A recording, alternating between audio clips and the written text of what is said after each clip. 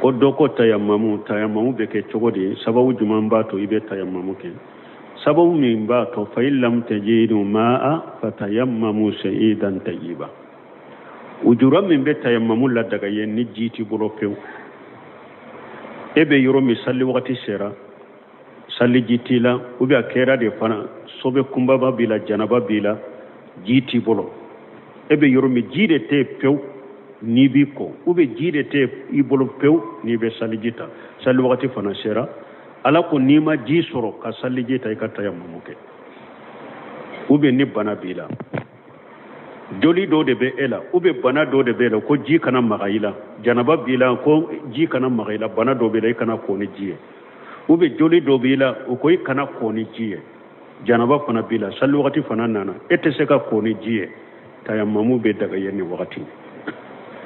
mana ni jiti bolo wala darura bi farikolo la ni jite magala ite se ka tayammamu ke ube nene giriman do bala sumaya do bala ni e koni ye koli ke doro murabi mun be bana bi mina ube bana do be ela ite se ka ko ube ni ko ray ka bana be jiri tayammamu be daga mugo ye ni sababu de ibe tayammamu ke bonni tayammamu daga raye tayammamu be ke ni dugu kolo ko kanade ka fa tayammamu sha'idan tayyiba dugu kolo ko kanna wori ato don ka ba ko hari fara ka ba kuru be se ka tayammamu kaka dugu kolo ko kanna ni cence be ibi bolo daka ibe tayammamu ko bo tayammamu ke chogo gosili ko kele tayammamu ke chogo sahale ibe dugu kolo gosi sinya kele de ni ye dugu kolo gosi sinya kele na ya soro yuro mindoro nyaman be ube ewa nyaman dilola ube gongo chaman dilola i bolowla ni ya do inya kono nyaman kana do inya na ube cence kana do inya na ibu konko nyogona ni ya gosi sinya kele bu konko nyogona pour do ka bol nogoy ni ewa bogoy na itegela kana do inya kono ube ire waydo na na iba finye ni ya agosi iba finye ni yo ke ibi nyeda salo nyeda be iba salo na ka tege fara fula kete itege fara fura salo te tayammamu be ke ni ninde tege kala te tayammamu la tege kala otala ninde la juma amaru ibn yasir ka hadisa ko ulu tara tamayro de la janaba ya le soro jite ale ya kulun cence de la bogola komi daba be kulun chokomi parce que ni ala ko qur'ana kono ni ama ji soro nabe ko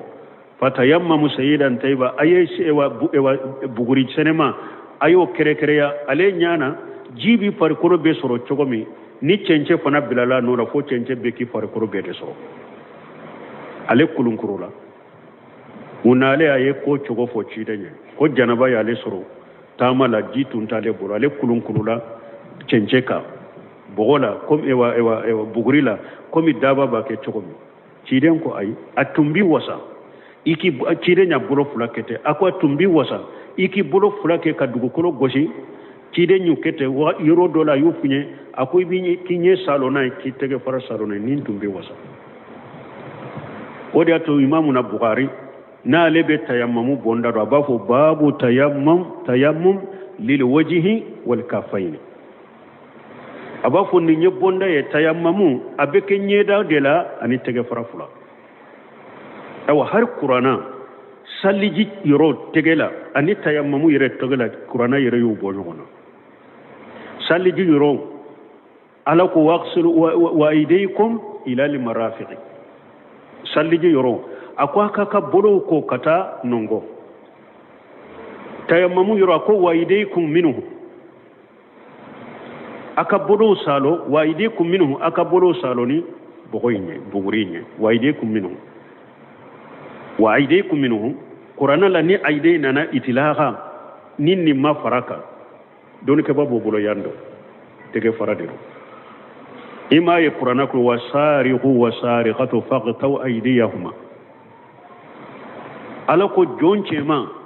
ani jon musoman na yu soro sunyadi sabaturu kasarati sabatira ayu bolo tige don ke baba be bolo jon ka bolo be tige yorojuma ha abetiga yande urusuko mogo sima fo ko sunyali kala bolo be tige nongola wasar faqta aydiyahuma bolo fula fora itilaqate ya mafaraka doni kiba bo bolo jom ni asorla abettige tege fara de la tege fara inde bettige ka bola bo tayammamu fana yoro ni ala ko waidaykum minhu na man nongon faraka nongon te tayammamula salliji yoro ni nongon bala ala ko waidaykum ila limarafiq ni nongon bala salliji yoro ala nongon faraka me tayammamu yoro ni nongon tala ako waidaykum minhu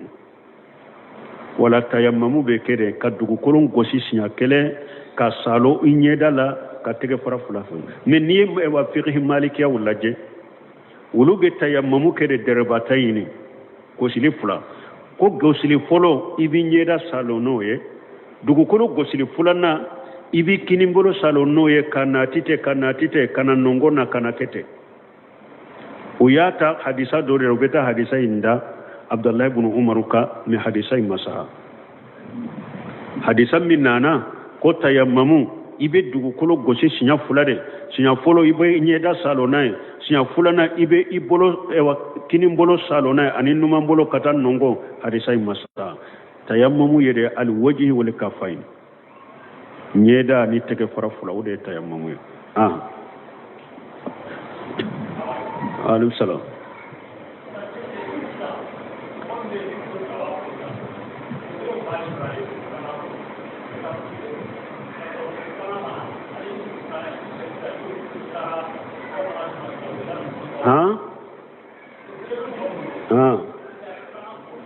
ndake kika kuma famu ichi gire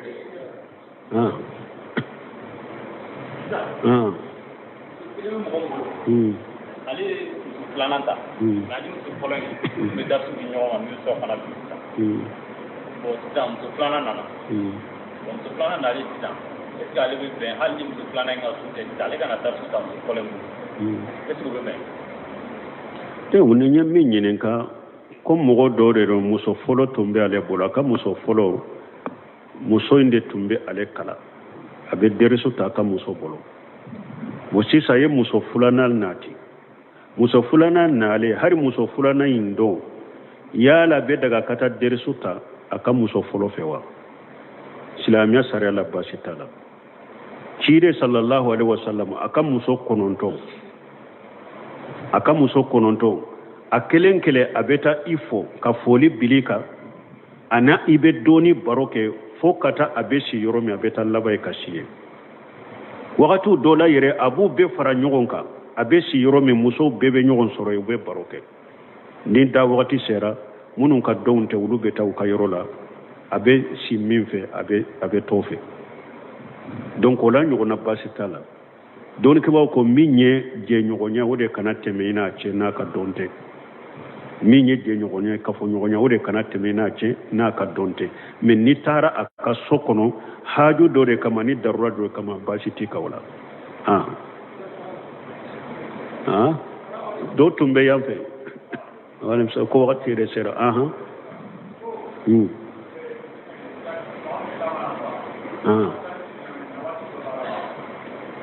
ko mo mi be tamala ka sanyi surunya wakati bala wa haro donya fo golo fulan ko kuma fula bara don ke baw bolo o ko ni be ta dugu minna jamhuru ko ni be ta dugu minna ni ya nganya ni dugu minni ne be ta ni sera imbetile nani ke i donna domme ni bora domme ni o sentala ko ni e sera o dugu na dorobe salli dafa fo kati botuguni sira la be dogo sallila me dugu ni ya nganya imbetile nani ke ko ni sera e doro e ka salli dafare fo katipo an ko sheikhul islam bun taymiya de ko minye ka fo ni tamar kata dugula ni nin tile hakeke ni ya nganya ko be nin tile hakeke ka salli dafa ako delira taala qur'ana de la taala hadisa fuqa hawde ka kuma wudo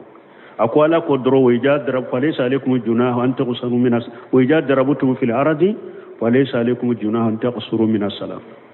ko ala ko nabe tama dugu kolo kare dro junubuta wala aka dobo sallila ko ciden garisa salen shimana fana ko ni tamara ni hakke da dobe bo sallila min ni hakke dote bo sawu hadisa masaha kuma fora ko be fuqa hawka kuma nunu nyere fana be nyugon gosi donc wala sew sana bunte mi ko min ka kene ni tara dugu dola i tara ni haju dode ye ne nana nin dugu nan ni haju de kama ni ne haju nyana bora dongo do beta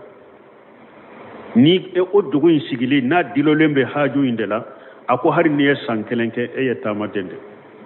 fokata haju nyana bo ibe konte tama dende be dobo sallila de ni kelen sallira mais ni sallira almami no fe jama no fe ibe salli dafa no fe shawul sirabu nteme be ni hakli naka ale ko ni tara dugula itara haju dore kama ika dugu sigilin dilolembe o haju de la ni mako nyana bora doro ne beta fokato mako nyana bo ibe jate tama dende ibe dobo sallila buntemi be ninde ka ibnu shamila rahimahullah le fana ninde giriya mais abdul karim ko dari ko mimbe ewa kalambali mimbe kalambali ewa nafa o yede jamhuru ya minfo mimbe kalambali lafiya jamhuru ya minfo kon yettile nani ngani yani yoro la drombe salida ni serebe salida fa lejina daima fana be fatawa ken wode lejina to daima groupe min sigira nu be nyinin kali jabe ke wulu ye fatawa kede niya ibeta dugumina niya ngani afo ibetile nani ke ido na domi otala ibe bo domi otala ikasali dafa parce que ninde be kalambali lafiya lejina ifata wake ninde de mais kuma do infana ni mo mi baraka ne bashi taka bunte mi ayo sabati bunu shimu yo sabati subhanakallahumma rabbuna bihamdika shalla la ilaha illa anta astaghfiruka wa atubu ilaik